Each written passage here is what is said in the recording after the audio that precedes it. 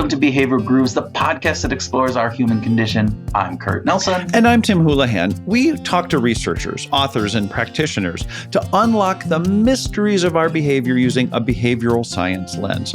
Today, we are sharing a conversation that I had with Iris Bohnet, a leading expert in the field of behavioral economics and decision-making, and she's the co-author of a new book, Make Work Fair, with Siri Chalazi. Yeah, and if you notice, Tim said the conversation Iris and I had because I wasn't there. I had something come up at the last minute and we didn't want to try to reschedule. So as a result, I missed it. And honestly, I'm pretty bummed because I was really excited about this and really sad that I missed it. Well, I was bummed too. I mean, Iris is just one of those rare people who sees the world with a very, very wide lens, and her ideas are big and bold. And I think you just would have loved being in on the conversation, Kurt. Her work has focused on how our minds create barriers to equality and what we can do to design fairer systems. She's just rubbing it in. You're just making it worse, man. You know. All right. Okay. And again, Iris is fantastic. She is a professor at the Harvard Kennedy School and the academic dean.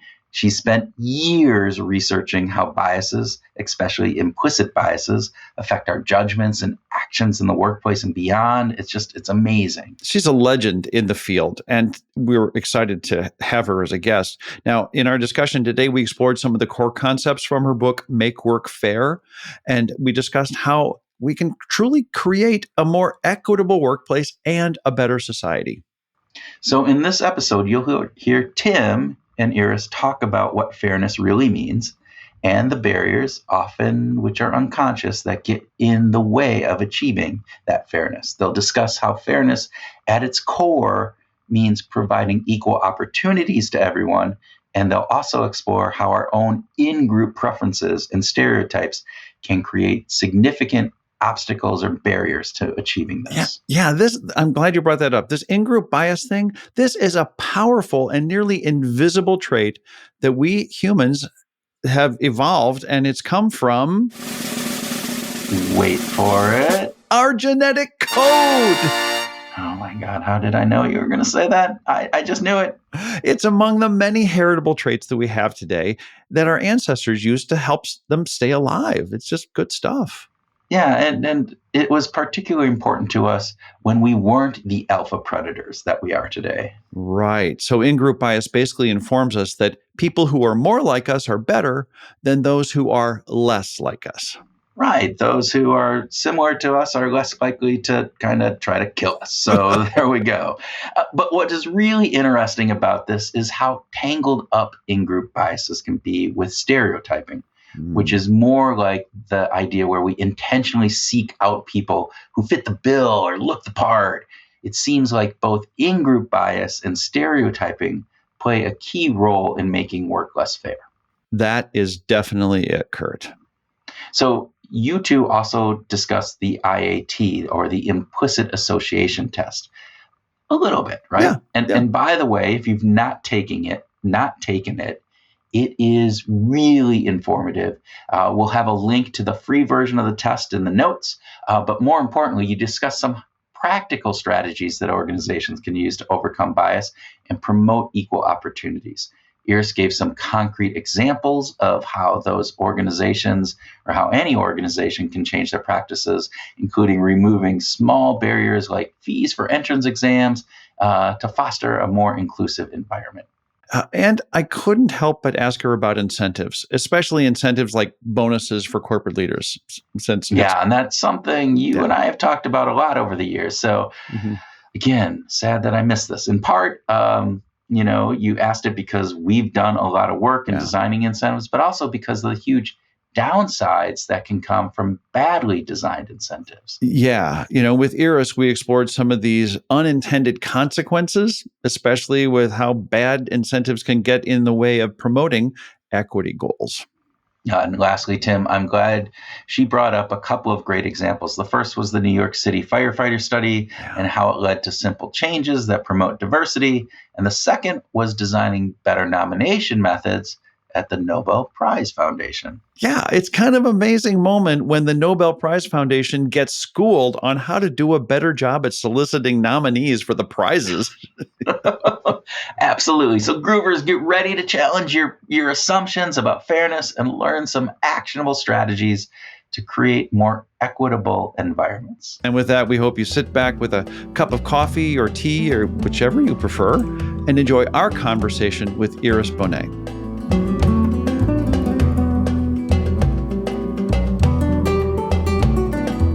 Iris Bohnet, welcome to Behavioral Grooves. Thanks for having me, Tim. Thank you for being a guest today. And we have to start with a speed round. So we want to know, first and foremost, maybe the most important question we'll ask today, coffee or tea? Tea. Tea. I kind of would have expected, you were born in Switzerland, is that right? I was born in Switzerland, but I actually did not like coffee for a very long time. And then on one trip to Italy, I started to like espresso. So I still do like espresso. Okay.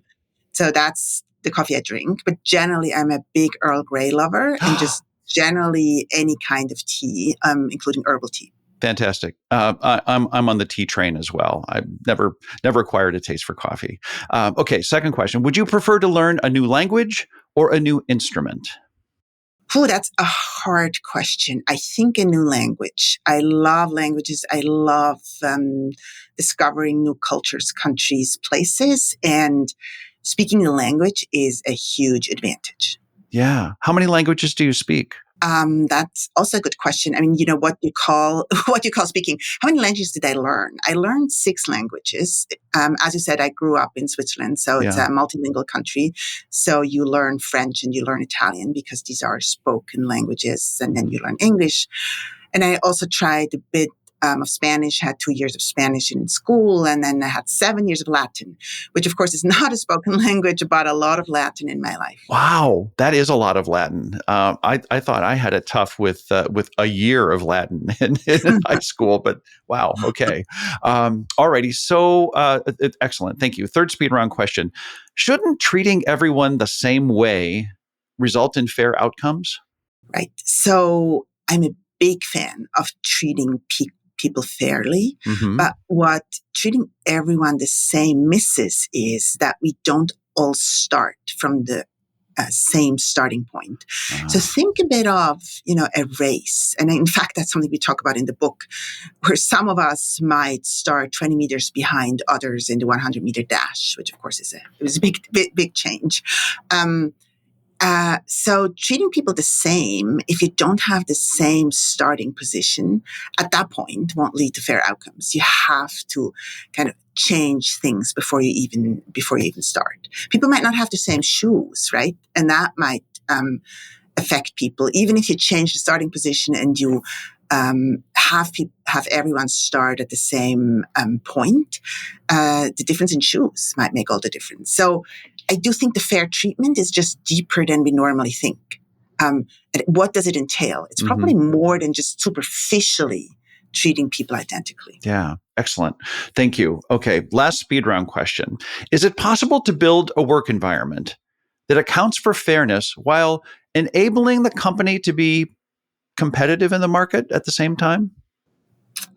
Oh, absolutely. That's, of course, one of the premises of our books, that benefiting from 100% of the talent pool, and I mean 100% of the talent pool, generally is a good thing for a company. So you don't want to deprive yourself of talent just because you might be in-group biased, or you might be affected by stereotypes, and you might, not hire men for teaching positions or women for engineering positions.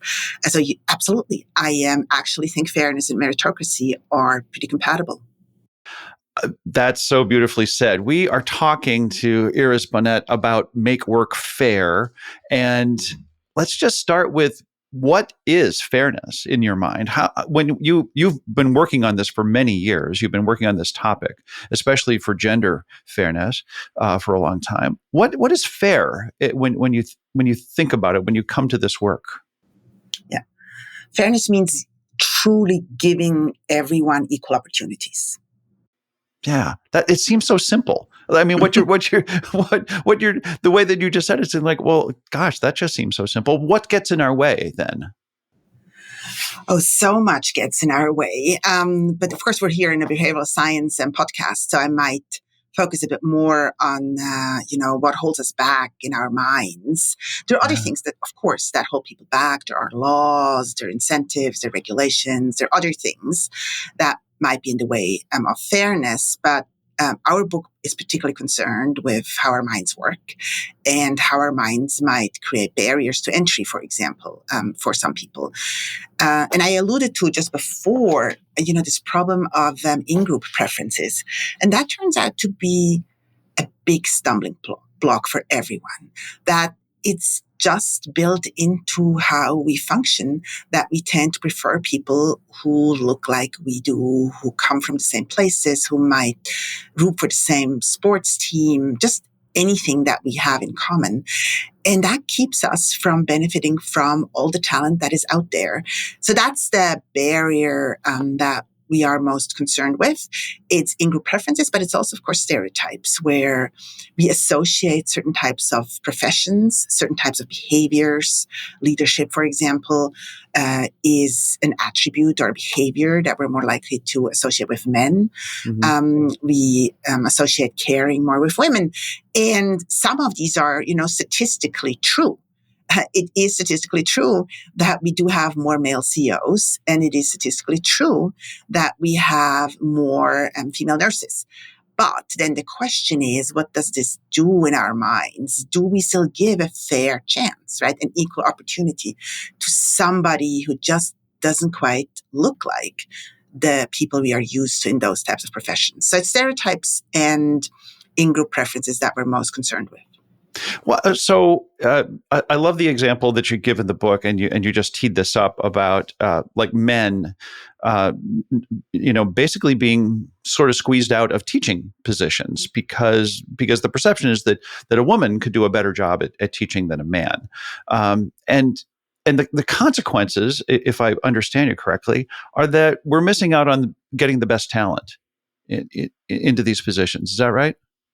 That's absolutely right. But we're not just missing out on the best talent, which is a core concern. Absolutely. But because you just mentioned teaching, we also deprive our boys from having male role models. Yeah. And that's one of the issues that has been identified in explaining why boys are increasingly falling behind in school.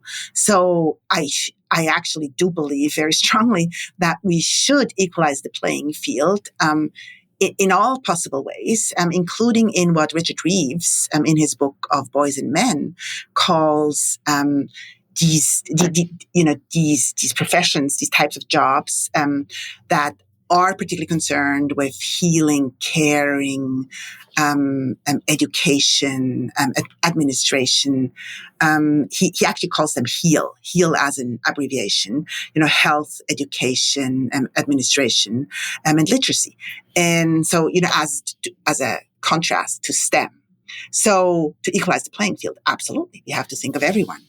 Yeah, that's a terrific example that I think we miss out on it. And yet our genetic code, getting back to this in-group preference thing, our genetic code says, well, isn't it just more comfortable to work with people who are like us? That's right. But in teaching, it's in-group preferences, I'm sure, also play a role, but it's beyond in-group preference, right? It's these stereotypes. Mm-hmm. Does he fit the bill? Does he look the part? Does she look the part? So both of those are drivers of our thinking. So one of the things that you brought up in the book was the IAT, the Implicit Association Test, developed by, Anthony Greenwald and Majran Banaji. Fantastic work. That I don't know if all of our listeners really understand what that is about, but help if you could talk just a little bit about sort of what that is, and to what degree does IAT contribute to sort of fixing someone's implicit biases once they know about them? Yeah, that's a good question. So the IAT is one way to measure people's implicit biases or unconscious biases. So think of things that you're not even aware of, or that consciously you might not actually want to act on. And what Mazarin and Banerjee and Greenwald developed was a way to measure how quickly we make associations between, let's say, nursing and men, because we just talked about that, or teaching and men, or leadership and women. And it turns out that we have a harder time associating men with these counter-stereotypical professions, and we have a harder time associating women with these counter-stereotypical professions. But it's not just a gender tool. It's been used really on everything. There's age bias, there's body shape bias, there's religious bias, there's race bias, there's nationality bias. I mean, really, if you haven't done it yet, you might want to go to their webpage. It's publicly available, and just take the Implicit Association Test and see what you learn. My prediction is that most of us, including myself, when I took it, will learn that we do have these, preferences and differences in how quickly we associate people with certain professions, but also with certain adjectives. They also test, morality. Who do we think is good? Who do we think is fast? Who do we think is powerful? I mean, all these types of things. So the important question that you now asked is it going to help? Is it going to help knowing about your bias? And I think the final verdict is still out. So generally, I'm quite skeptical of our ability to change our minds, to change our beliefs. I'm not saying it's impossible, but it's incredibly hard work. Now, having said this, there's also some hope that making people aware of their biases can, in fact, change their behaviors. And the study that I'm thinking of was actually done in Italy. And what the researchers looked at, Michela Carlana, a colleague of mine here at the Kennedy School, Eliana LaFerrara, another colleague who just joined us at the Kennedy School a couple of years ago, and their teams. What they did was their target group was teachers. And for some reason, we're talking about teaching today. So we'll talk about the workspace at some point. Let's stay with it. What the heck? But obviously, very important part. They were concerned about gaps, both gender gaps and gaps between Italians and people with an immigrant background, which is a bit of a strange way to say this, but that's how Europe speaks about people who come from countries outside of the country that we're talking about. And they got permission to run an experiment. And the experiment was simple in that they had teachers participate in an implicit association test. And then they either informed the teachers about their outcome before they graded those tests or after they graded those tests. Right? So they either knew about the result or they didn't. And what they found was that teachers who did know about the result of their test ended up with fewer gaps in their grading. Yeah. It's fascinating, isn't it? That even though we know or we believe that in the nature versus nurture conversation, that nature has a very powerful impact on our behaviors, and yet these little interventions can make a difference to some degree. Where would you lean? Do you feel like our genetic code influences our behaviors more, or is it context and environment? So, I'm a social scientist, so my answer has to be nurture. But clearly, I don't think we know. Honestly, the true answer is we don't know. We don't know. It's just what always strikes me is that there are big cross-cultural differences depending on where you grew up, what culture, what socialization you went through. And then there are some things that are surprisingly similar in people's experiences. So clearly both play a role, but yes, as a social scientist and also as somebody who cares about changing behavior, I'm mostly focused on the nurturing part, right? I'm mostly focused on what environment do you live in and how can I redesign the environment that you live in to make your life better. That's great, because that's something that I wanted to ask you about. Can you give us an example of where changing the environment, of sort of redesigning the environment, as you say, the context in which we make these decisions and our behaviors take place, influence us? Could you give us an example of that possibly? Oh yeah, Tim, this would be like a 5-hour talk. Great. No, so I'm going to hold back. But if I may, I'm going to try to put this a little bit into maybe behavioral science language, because being a behavioral economist, I look for certain issues in the environment. I don't just go randomly and change the colors, in the environment, let's say. I mean, I might do that too, but I'm just saying the first step, of course, has to be kind of informed by research and kind of what we know already, what could go wrong in the environment. And that's kind of what I look for. So the first step always is to use data, right? To diagnose what's broken. And I think one of the big challenges in our workplaces is that organizations tend to copy each other way too easily. And they also copy specifically. So if you're, in healthcare, you copy other healthcare companies. If you're in tech, you copy other tech companies. But you don't evaluate really whether the new tool that you're introducing, and that's way beyond, the topic of discussion today, fairness. But more generally, you don't measure whether the tool actually serves the purpose that you are using it for. So that's why my first step always is diagnosis of what's actually broken. And then trying to use the behavioral science insights to start fixing what's broken. This is fantastic. You're doing great, because I think this is really illustrative of the way that you think about these problems and the way that you actually come to develop interventions. And then what happens? What happens after you actually do this testing?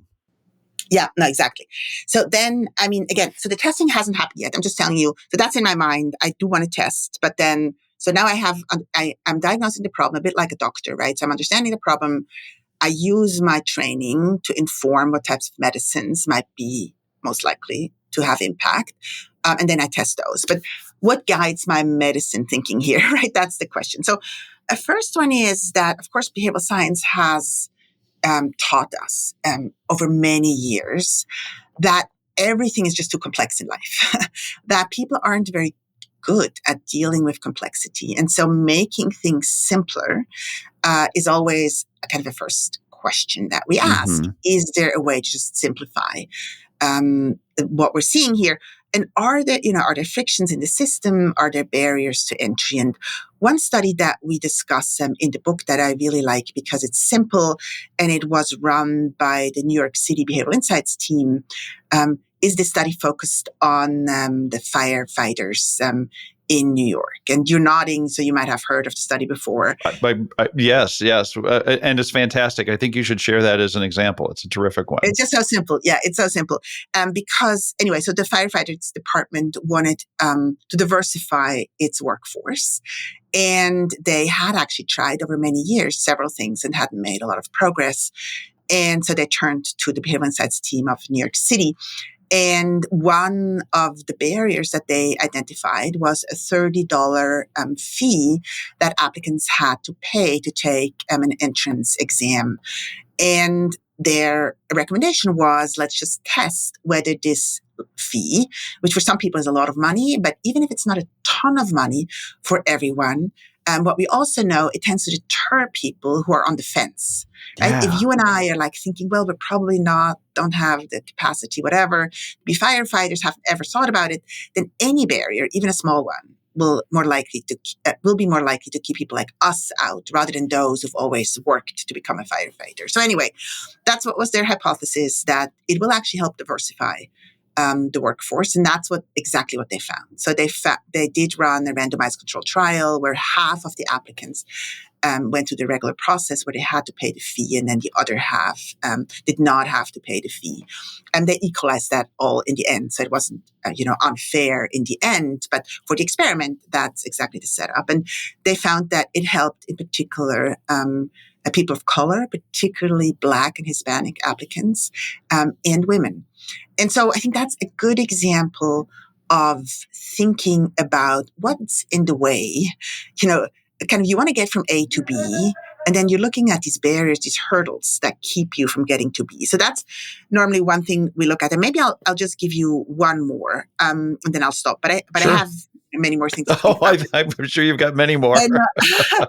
Another I mean, you see, I'm truly passionate about helping people identify, these potential hurdles, because often they are low cost, low hanging fruit and really can make a difference. So anyway, so the second challenge I often look out for is ambiguity. So we know that ambiguity kind of is the home of bias in many ways, because we do fill in the blanks. If we don't have, more precise information, then we might use stereotypes to help us fill those gaps. And it informed, actually, before I tell you about the study that is actually very new, so I don't think anyone has heard about it, but I want to tell you about an example where I used this in a relatively important decision-making process. So a few years ago, the Nobel Prize Foundation reached out to me because they had also noticed that the majority of Nobel Prize winners were men. Tended to be white, tended to be from the northern, western hemisphere. And so And is this kind of an in-group bias kind of a thing? Is this to some degree, because it's based in the Nobel Committee is where they're based, and the primary scientists who are voting? Is there some kind of bias at play here, possibly? Yeah.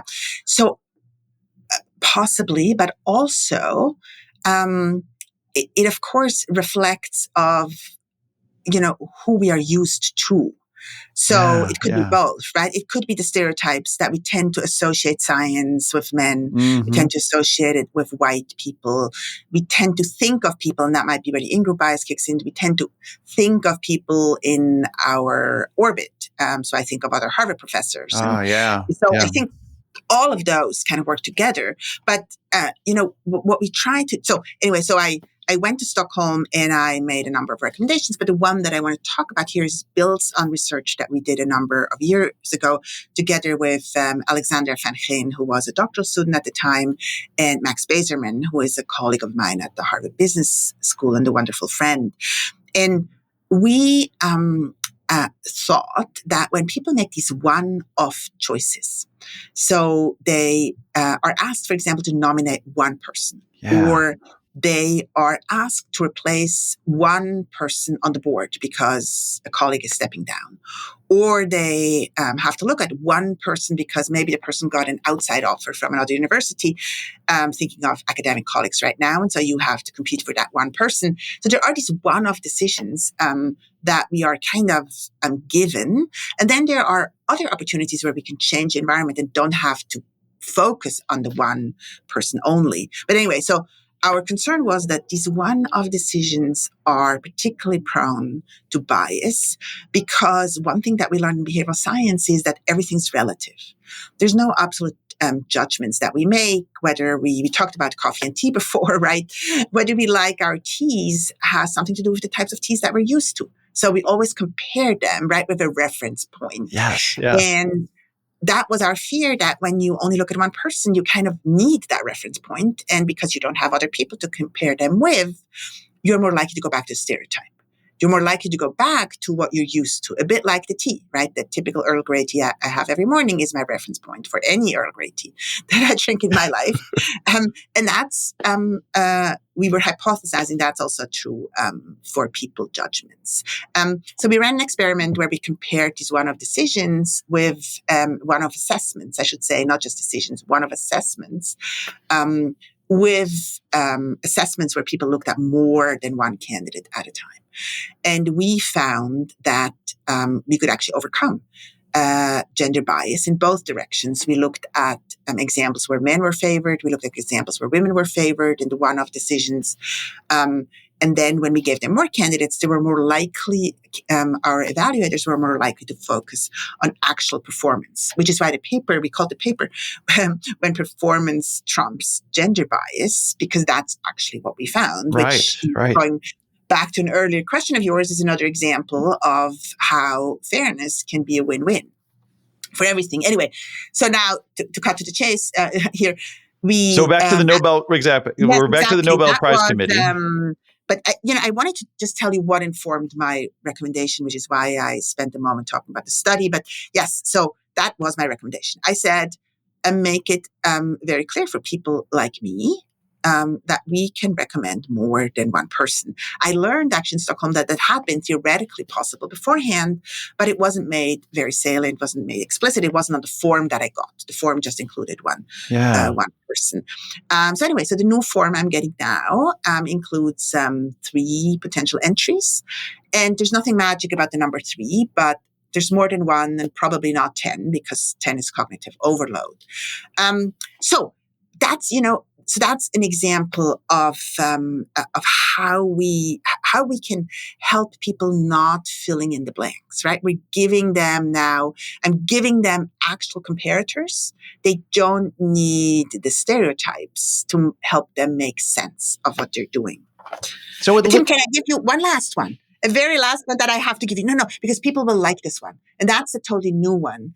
And that's, ambiguity particularly, and it's close to my heart because many people have actually studied it in negotiations, kind of being concerned that in particular, the more uncertainty, the more ambiguity there is in negotiations, the less likely those of us whose backgrounds might not be associated with assertiveness, right, will hold back because we're nervous about being punished and we might not speak up, we might not raise our hand for a promotion because kind of we are aware of these types of social norms in the world. And so we were approached by a large organization in Australia, and I know some of your listeners are from Australia, so I thought I wanted to mention a study from Australia. They approached us with the following challenge. They had many people apply for leadership positions. These are just positions of leadership. And then they choose somebody, they write back, and they're hoping that people will reapply to similar positions. That's not so rare for large organizations because you've just gone through, vetted everyone, reviewed everyone. So ideally, you'd like to cut some costs and have those people kind of reapply. And so they found that men were about twice as likely to reapply. And that's the reason they called. So we asked them a number of questions, including a simple one. And that is, so what exactly are you telling people and who do you write to? And it turns out that what they're telling people is very simple, as in more like, thank you for applying, sorry you didn't get the job, there's similar positions out there, please reapply.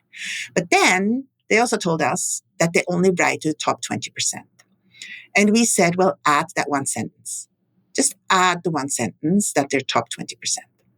Because, again, we are trying to decrease ambiguity.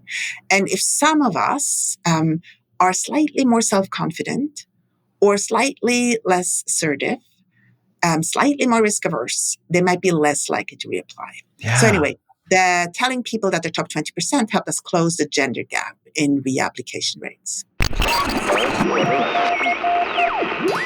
Hey, this is Kurt, and we want to say thanks for listening to Behavioral Grooves, and we hope that you're enjoying this episode. But it feels a little bit one-sided. You're hearing from us, but we're not hearing from you. This is Tim, and we have 2 suggestions to remedy that. The first is join our Facebook page and engage with us. We want to talk with you. We want to hear your perspectives, and hopefully our Facebook page might be the place to have some of that interaction. So please come and join us. The other recommendation we have for you is to leave us a quick rating. You know, the little 5-star thing at the bottom of your app? Or a short review. Just leave us a few words about what you like about behavioral groups. We'd very much appreciate it. Thanks, and we now return you to our regularly scheduled programming.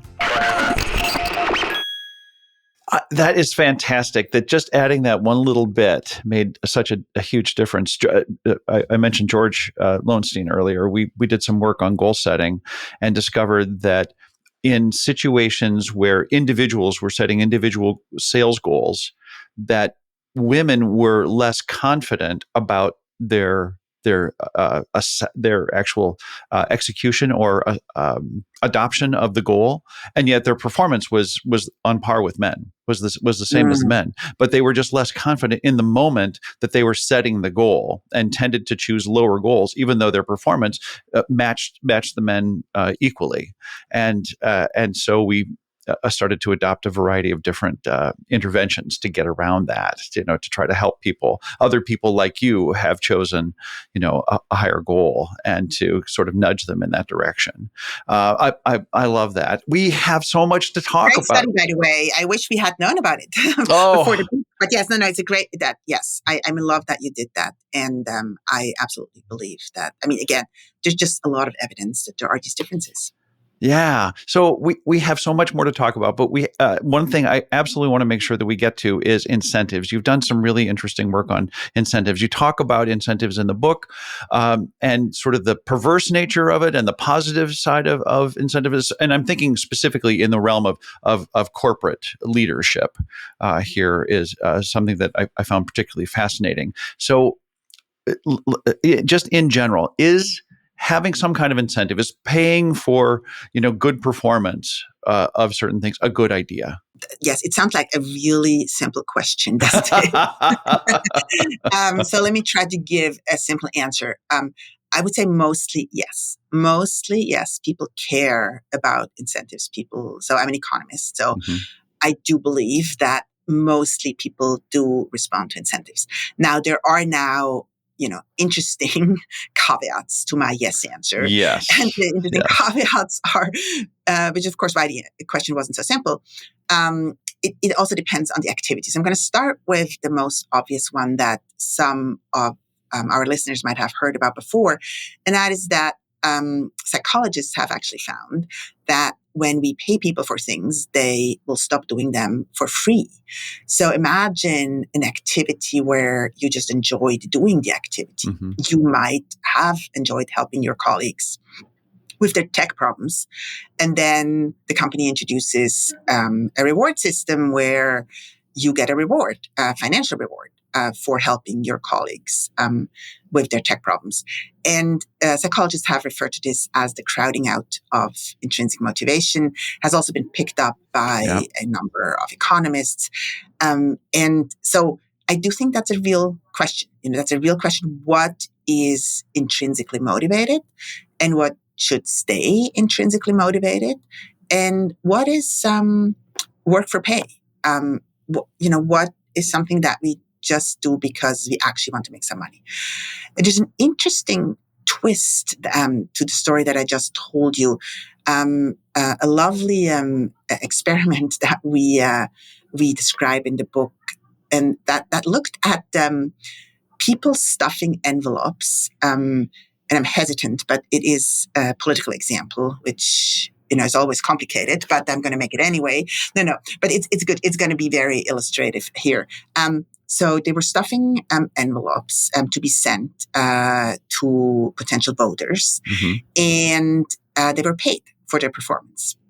And then the question is, how does that interact with your own ideological orientation? So if you're a Republican, you're stuffing envelopes for Republican registered voters. Maybe you're more intrinsically motivated than being a Republican and stuffing envelopes for Democrats. Right. And that's what they found. And they didn't actually find crowding out of intrinsic motivation, but they found that you can compensate for, let me call this maybe ideological, an ideological barrier. You can compensate for that ideological barrier to some degree by paying people for how many envelopes they stuff, right? So that's kind of the disutility of labor, which in economics we've talked about a lot, that not every work is enjoyable, and that's why we pay people to compensate them for that disutility. And then at the same time, it didn't make a big difference for ideologically aligned people who stuffed these envelopes because they weren't stuffing for the money. It also didn't crowd out their motivation, but it just didn't make a very big difference. So I think that's how we have to generally think about incentives, right? What is the incentive for? Are we basically compensating people for some disutility that they are experiencing while they're doing X? And is the incentive then large enough to compensate for that? This really puts a burden on the incentive designers, on the people who are behind the desks trying to get some people to do something or do more of something else, right? It feels like there is additional effort that ought to be paid in the design phase. Absolutely. And Yuri Gnisi has this wonderful book on the psychology of incentives. Yeah. It's not the correct title, but that's what the book is about. Um, and so I love the book, and it gives, this additional thought to, okay, so the size of the incentive clearly is important. Yep. But then we can use behavioral science to inform how we frame the incentive. Is it a gain or a loss, which will be obvious to our listeners here on the podcast, that that's one of the big insights of behavioral science, that people tend to be more sensitive to losses than to gains. So the question is, could you frame an incentive as a gain or a loss, which of course legally in all possible ways in organizations very sensitive. We can't really take money away from people. But they did actually run an experiment in China where they did exactly that you were either paid up front or you were paid at the end. And then if you were paid up front, if you didn't meet the goal, they would take money away from you. And, in the control condition, you were paid at the end as you would normally pay. And they found stronger responses to the fear of losing money. There's a lot of design that goes into incentives. That's beautifully said. And it's a great example that I love you bringing up in the book. There are about a page and a half worth of questions that we are not going to get to today. So my answers are just too long, Tim. What can I say? So much fun. But we always like to end talking a little bit about music. And I just want to find out, do you listen to music while you work? I don't listen to music while I work, but my husband does. And so, as you might imagine, that's a bit of a friction here. No. But I can't say we use behavioral design. I'm tempted to say we use behavioral design. We didn't use behavioral design, but just different rooms. So sometimes standard design can be very helpful. So we work in different rooms. Yes. Okay. And when you're not working and you are listening to music, what is a typical playlist like for you? It very much depends on the occasion. So for example, I love dancing. And we just had, last year we had a great party at one of our sons' graduation. And and so, I like pop, rock, the 80s. Okay. That dates me, of course. But that's just dancing. So I love dancing. I used to, so when I go back to my youth, I loved reggae. And I still like reggae a lot. I still like Bob Marley. Yeah. But that's not, it's slow dancing. It's a different type of dancing. It's not necessarily a dancing music. And then two more interesting maybe things. Last year, we attended two concerts. We went to a Taylor Swift concert. And we went to an Adele concert. And these are, as you might imagine, very different, but both were incredibly powerful. Yeah. Incredibly wonderful concerts. We loved them both. And I have to say, I didn't know Taylor Swift as well as most other people in the audience, surely. I was also, of course, older than most people in the audience. But it was just incredibly impressive. I mean, her performance was just, not telling anyone anything new, was just, you couldn't be but in awe. And then Adele is someone I have been liking for a very long time. Yeah. And I listen to a lot. So I listen to music, when cooking, for example. That's when I listen to Adele. And then the final thing I want to say, so when I listen actively, that's classical music. So typically the active love to go to classical concerts, love to listen to classical music on Sunday mornings, drinking my Earl Grey tea, going back to our beginning. So we have an art here. But yes, so you see a pretty broad variety of music. But it depends, honestly, very much context dependent. So with that variety, if you found yourself stuck on a desert island for a month and you could only bring two musical artists' catalogs with you. You get the whole catalog. You get everything that's been recorded, by them. But you only get two. Which two would you bring with you? I think I'd bring Beethoven, which is a bit unfair because, of course, he has so many pieces. Yeah, it's a large catalog. Yes. Right, exactly. I know I'm cheating a little bit. And I would bring Adele. Oh, wow. Of course, we're variety seeking, right? So yeah, so you wouldn't necessarily want Beethoven and Bach, but there's plenty of variety there. But yeah, yes. I love that. You absolutely nailed it with Beethoven for me. He's I love the Romantics in general, but I thought Beethoven is amazing. Yeah. Iris, it is such a pleasure to speak with you and to have time with you this morning. We are grateful that you've been a guest on Behavioral Grooves today. Thank you for having me, Tim. It's been such a pleasure.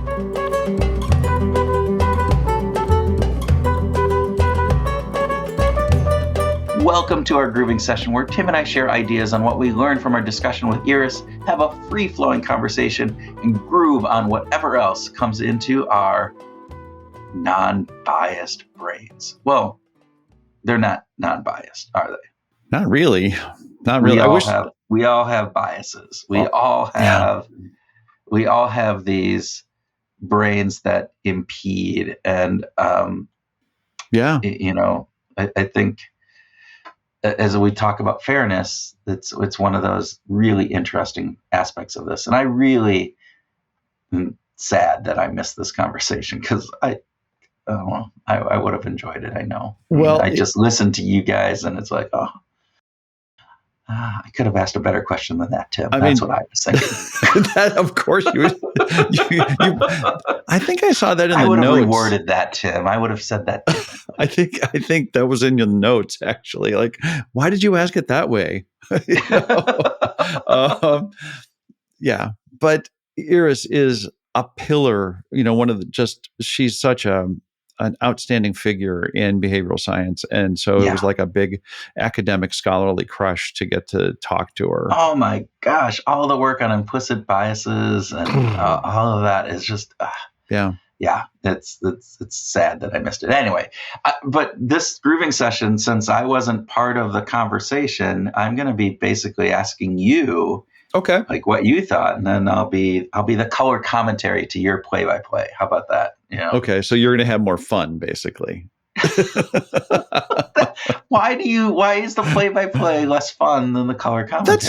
That's true. I can have more fun. That's right. You can definitely have more fun. So, okay. So what did you, in this conversation with Iris, what did you take away? What was one of the big things? I think the first thing that I want to say is that that came from the conversation for me is that fairness is just difficult to attain with all of our biases. But your brain and my brain are unbiased, so of course, we're okay. When we're designing, I said that in the intro to the grooving session. Yeah, like when we're designing an incentive system, we're not biased at all. No, not at Other all. people might be, but if only. But, so tell me more about this. So in the conversation, help me understand that a little bit more. Well, if we think about fairness as giving an opportunity to everyone, we also have to keep in mind, if we think that that's what fairness is, that everybody has an opportunity to participate or to exceed or to excel or do whatever, that we also have to remember what Robert Livingston, a guest of ours from episode 321, I think it was. Okay. Yep. He said, and we were talking about racial equity, I think, with Robert, but he said it really nicely, and I want to repeat it here, that certain groups have been relegated to the inside lanes and certain groups to the various outside lanes. And depending on which group you are, you have a different lane and you have a different race to run. You're not all running the same race. And so we tend to conflate this idea that being fair means that the gun goes off and we all just start running. But you're in the race, that you got a chance to run the race. Yeah. But the reality is that we have different starting places and we have different distances to run to get there. Yeah.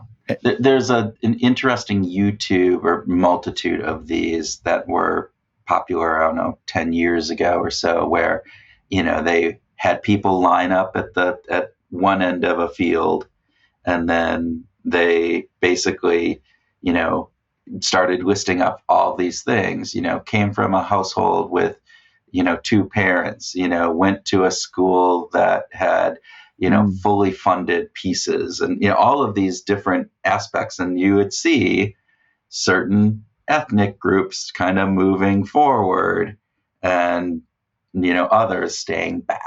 Right. And that's what that's what I'm hearing you say, is that there is this, we don't always take that into consideration. We don't take some of those smaller, different things of background and opportunities and the ability. I mean, some of our conversations with, in talking about what makes successful people is, where your zip code, right? Right. And then who are your parents hanging out with other professionals? I mean, one of the biggest indicators for a young girl to become a STEM, go into a STEM, is to have not her parent, not even her mom be in STEM, but have one of their parents' friends be in a STEM career. Yeah, that's great. And it's not that we can, I don't want to equivocate here. We can't accommodate for all those differences. But I think what we can do, and what Iris is challenging us to do, is to get away from the idea that just because you got a job in the company, that now everything is level. It's not. Like we're still all playing we're running races in different lanes constantly. The second part of this fairness thing is in-group bias. And gosh, she just really hammered home, and can be different from stereotyping where stereotyping is more intentional. The in-group bias is just this hidden thing that just says, oh, you're like me.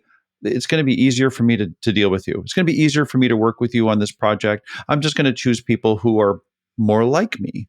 And it's not a conscious thing. It's an unconscious bias. It's a blind spot, but it gets in the way.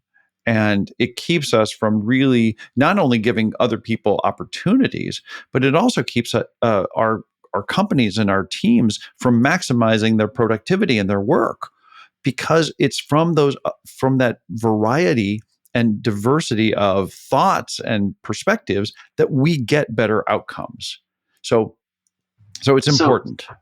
So I think organizations are probably striving for meritocracy, right? This idea that you reward people on their achievements and what they do, not because of who they are, or the wealth or whatever they bring to the table, right? So how does the fairness aspect and the in-group bias aspect and all of that play into a corporation that's trying to, reward people based on meritocracy? Corporations are always going to be focused on outcomes. And so the idea of what we produce or how well we do something is ultimately going to impact the bottom line, which is where corporations derive their greatest measure, right? But they are compatible. Fairness and meritocracy can be compatible if we think about developing systems that help people who might be running in the outside lane and have farther to run, to give them just a boost, to give them even just a little boost forward, right?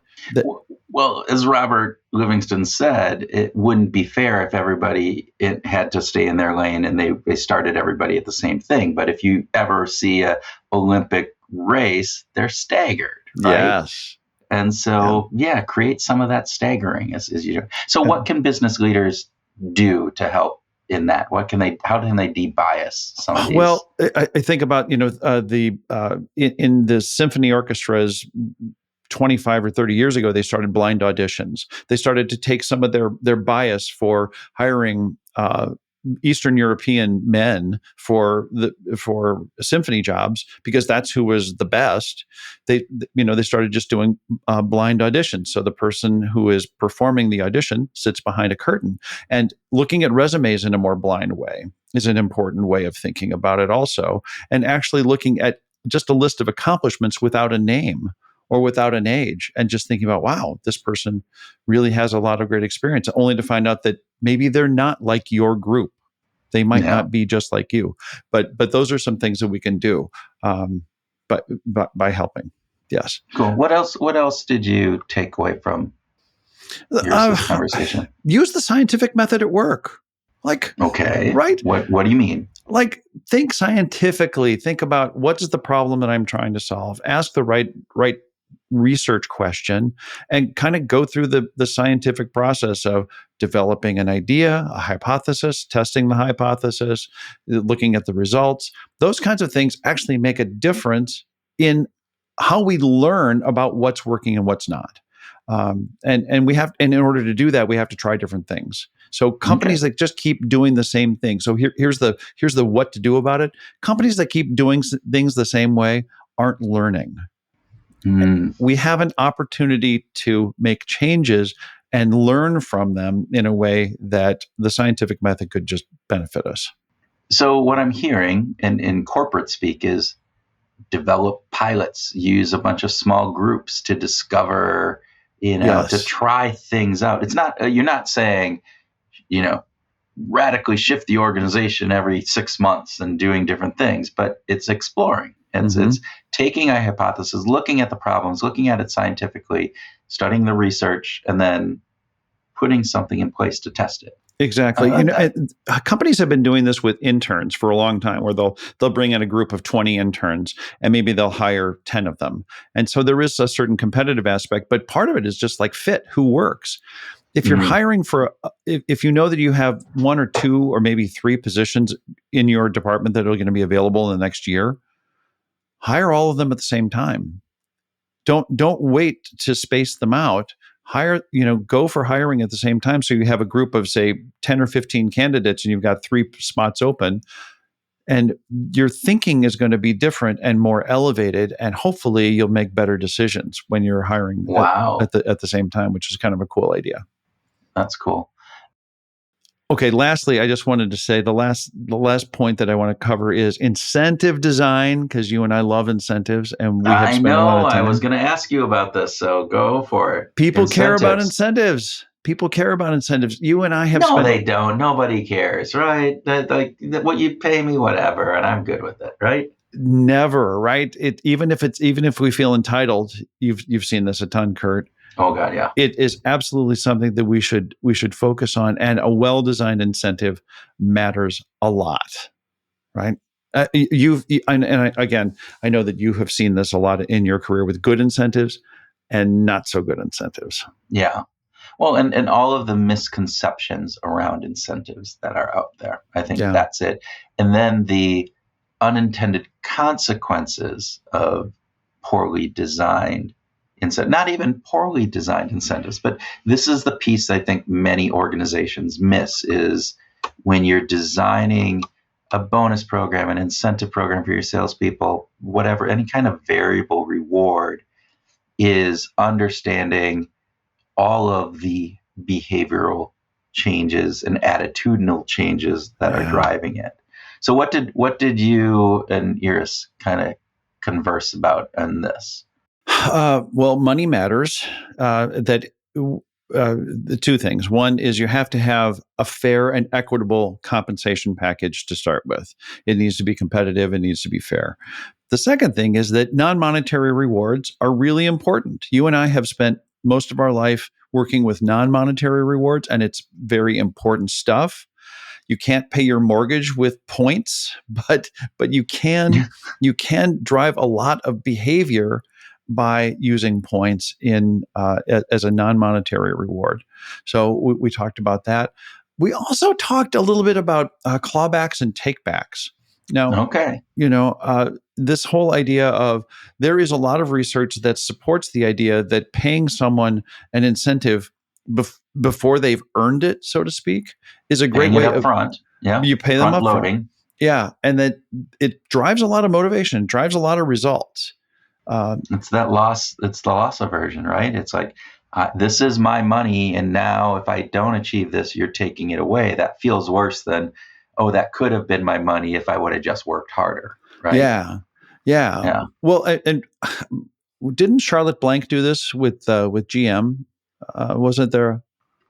I can't remember if it was GM or who she did it with, but there was that. It was the incentive for car dealerships. Mm-hmm. And again, in that, they found that was a very powerful motivator, that this idea. Now, it doesn't work in every situation in various different pieces, as we know, right? There's lots of cultural pieces on that. It creates a adversarial relationship to a certain degree. It's because like, if you do have to do your clawback, you're taking it away, and that feels like you're stealing from me. And so, but but not optimal. So again, understanding all of those factors that go into these incentives and how they're designed and how they're built, not just the short-term impact, which is what we've always talked about the research that said, using extrinsic cash incentives drives out intrinsic motivation. Yeah. Well, it was measured at a short-term, level. And in the long run, that doesn't hold water. Most recent research doesn't hold water. And in fact, there might even be a little bit of lift in long-term intrinsic motivation. Now, again, more research needs to be done on that, but these are the things that we have to get past the misconceptions on and really think through and really work in organizations to get at. So, agreed. Okay.